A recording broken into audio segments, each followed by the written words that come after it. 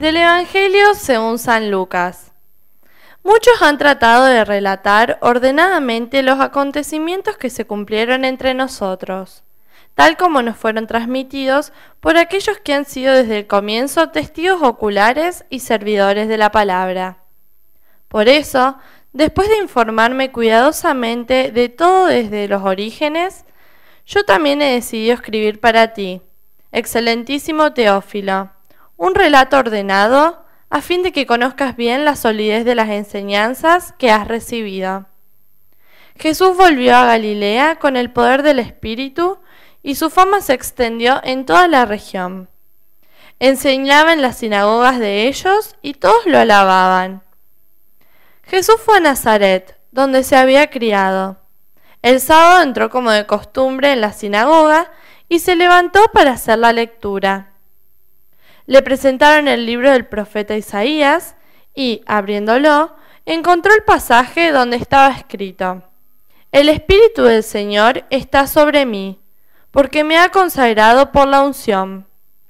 Él me envió a llevar la buena noticia a los pobres, a anunciar la liberación a los cautivos y la vista a los ciegos, a dar la libertad a los oprimidos y proclamar un año de gracia del Señor. Jesús cerró el libro, lo devolvió al ayudante y se sentó. Todos en la sinagoga tenían los ojos fijos en él. Entonces comenzó a decirles: Hoy se ha cumplido este pasaje de la Escritura que acaban de oír. Hola amigos y amigas. Cuando alguien comienza a ejecutar un instrumento, supongamos empieza a tocar la guitarra, hay un momento de fatiga, hay un momento, diríamos, en el cual uno casi padece al instrumento porque tiene que ablandarse. Y entonces este momento inicial de aprendizaje es difícil. Pero después comienza a disfrutar de esa música. Después de un tiempo, cuando ya ha aprendido a ejecutar ese instrumento, comienza a disfrutar de esa música. Lo mismo sucede con la Sagrada Escritura. Al principio es fatigoso, es dificultoso el acceso a la Sagrada Escritura, pero con el paso del tiempo vamos a comenzar a gustar, comenzamos a descubrir y a sacarle jugo a esa belleza que es la revelación de Dios. El Evangelio que acabamos de escuchar tiene dos partes. En la primera parte se presenta, podríamos decir, este prólogo de Lucas, y luego todo aquel discurso programático de Jesús. Pero antes podríamos nosotros preguntarnos por qué los evangelistas ponen por escrito lo que nosotros conocemos hoy como evangelios. ¿Por qué se escriben los evangelios? Los testigos oculares de Jesús, de la obra de Jesús, comenzaban a morir y entonces era necesario poner por escrito para que esto no quedara en el olvido.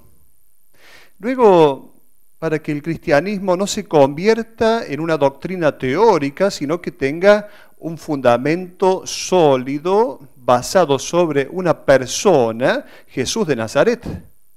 Jesús de Nazaret no es un mito, no es una leyenda, sino que en los relatos del Evangelio hay evidentemente una base histórica, y por eso, para darle esta historicidad a la obra de Jesús, se escriben los evangelios. Lucas es un creyente como nosotros. Él no ha visto a Jesús, no ha conocido a Jesús, distinto a Mateo, a Juan. Lucas no ha conocido a Jesús, no ha sido del grupo de los 12 apóstoles.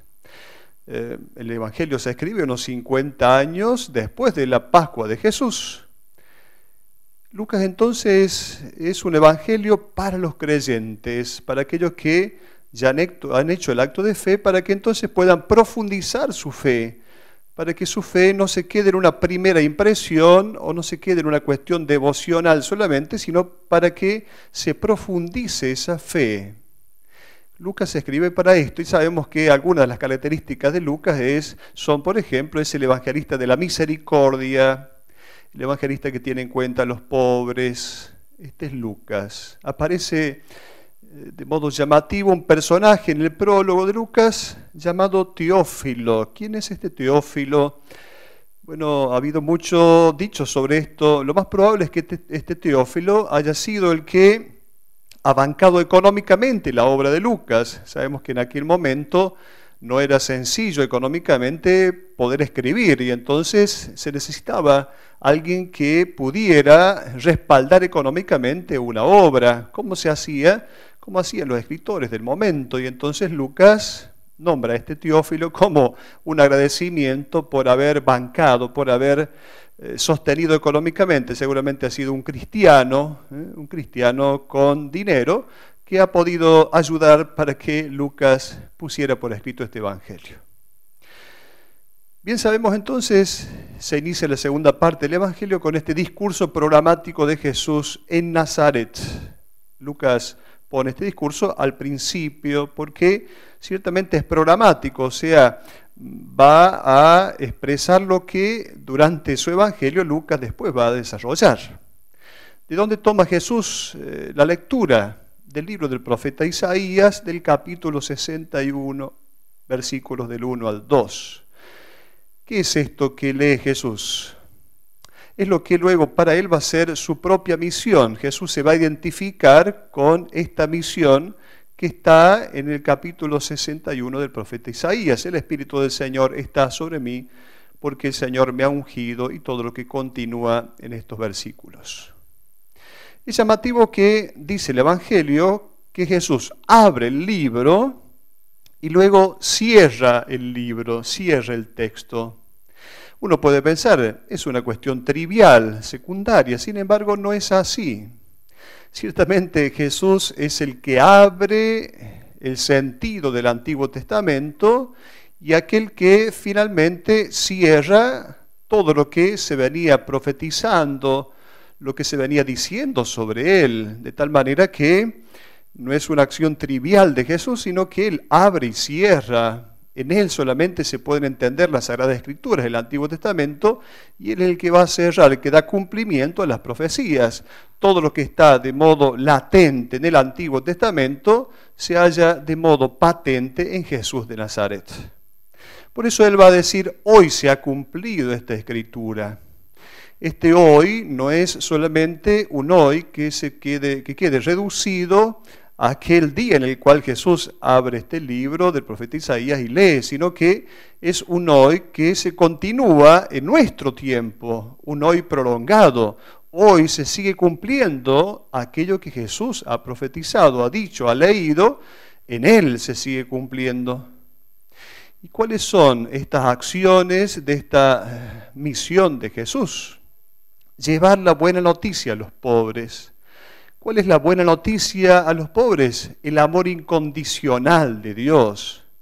Quiere decir entonces que Dios no pone condiciones para amar. Como una rosa, la rosa exhala su perfume tanto al bueno como al malo. No importa si es bueno o si es malo. Si el bueno se acerca a percibir el olor del aroma de la rosa no pregunta si es bueno o si es malo, simplemente deja que su olor impacte a una persona, no importa si es bueno o si es malo. Es el amor incondicional de Dios, un amor que no pone condiciones, un amor a todos.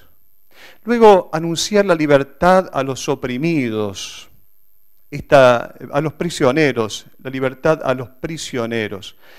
¿Qué es esta prisión? Esto es lo que impide moverse. Por eso podríamos nosotros preguntarnos, ¿de qué me está liberando Jesús? ¿Cuáles son las cosas que impiden que yo pueda moverme con libertad? ¿Cuáles son las prisiones en las cuales yo estoy metido? Puede que esa prisión sea, en primer lugar, una prisión religiosa respecto del rostro de Dios, porque quizá tengo esa prisión de un Dios justiciero, esa idea de un Dios justiciero. Puede que nuestras prisiones sean nuestras pasiones desordenadas, descontroladas, o tal vez nuestra prisión sea la moda o lo más cómodo. Sabemos que la moda muchas veces incomoda. El odio, el rencor, los recuerdos negativos de los cuales muchas veces nosotros estamos, en los cuales estamos metidos y de los cuales somos realmente prisioneros. Luego viene a traer la vista a los ciegos. ¿Qué es esta ceguera? Es la incapacidad de distinguir. Jesús se ha presentado como luz. Su palabra viene a ser luz para cada uno de nosotros. Él es la luz. Él se ha presentado diciendo: yo soy la luz del mundo. Por lo tanto, esta ceguera hace que nosotros no podamos distinguir entre el bien y el mal. Esta ceguera hace que nosotros no podamos llamarle a cada cosa por su nombre. Por lo tanto, su evangelio es en primer lugar iluminación. Él ha venido a dar la libertad a los oprimidos. Esto está sacado de aquello que habla el profeta Isaías, algunos versículos, algunos capítulos antes, capítulo 58, cuando se habla del ayuno. ¿Cuál es el ayuno que Dios quiere? En este caso, soltar las cadenas injustas, dejar en libertad a los oprimidos. Nosotros podemos pensar que educar es redimir. Educar es redimir. Una de las maneras como las personas viven oprimidas es justamente no estando educadas. La educación es redención. Lo dicen tantos, lo han pensado tanto. Por ejemplo, Nelson Mandela decía: solo la educación de las masas, decía él, podía liberar al pueblo. Esto sostenía Nelson Mandela. Pero uno de los nuestros también, cura argentino, cura Brochero, nuestro santo argentino, ha trabajado por la educación, ha fundado, ha traído las hermanas allí a su pueblo, a Brochero, lo que es hoy el pueblo cura Brochero, para fomentar la educación, ha trabajado por la educación, ha sido un cura educador, ciertamente porque educar es redimir. Luego, el año de gracia del Señor. Ha venido a traer, a proclamar un año de gracia del Señor. ¿Qué es el año de gracia? Es el año jubilar. ¿Qué quiere decir año jubilar? El jubileo significa justamente esto, un tiempo de gratuidad.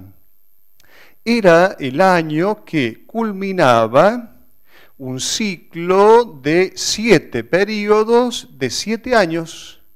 Es decir, el jubileo era el año 50 y era un año sabático. Diríamos 7 por 7, 49, 49 años, y el año siguiente, el año 50, sería el año del jubileo, el año jubilar. La palabra, esta palabra jubileo tiene que ver con una palabra que hace referencia al cuerno del carnero que se tocaba para expresar justamente que se entraba en este año jubilar, en el año 50. Este año es para que las cosas se acomoden, para que no haya ricos ni pobres. El jubileo, podríamos decir, como un regalo de Dios, un regalo de la sabiduría de Dios, impedía que una nación cayera en esto que se llama la división de clases sociales y económicas, para que no existieran los muy ricos y los muy pobres. ¿Cuánto necesitaríamos este año jubilar? Hemos celebrado no hace mucho tiempo un año jubilar, el año de la misericordia, así ha sido el jubileo de la misericordia, y el Papa nos ha invitado a que sea realmente un jubileo en el cual la cosa comience a emparejarse, porque en el jubileo las tierras que eran quitadas se devolvían y entonces la situación social, económica se volvía un poco más pareja. La presencia de Jesús en nosotros realiza una acción social, una acción familiar, una acción en cada familia, en cada corazón, en cada pueblo. No es que sea una palabra teórica o solamente apuntando a un nivel netamente espiritual. Esta palabra de Jesús, este discurso de Jesús, contiene una verdadera revolución, que es nada más ni nada menos que la revolución del amor. Hasta la próxima.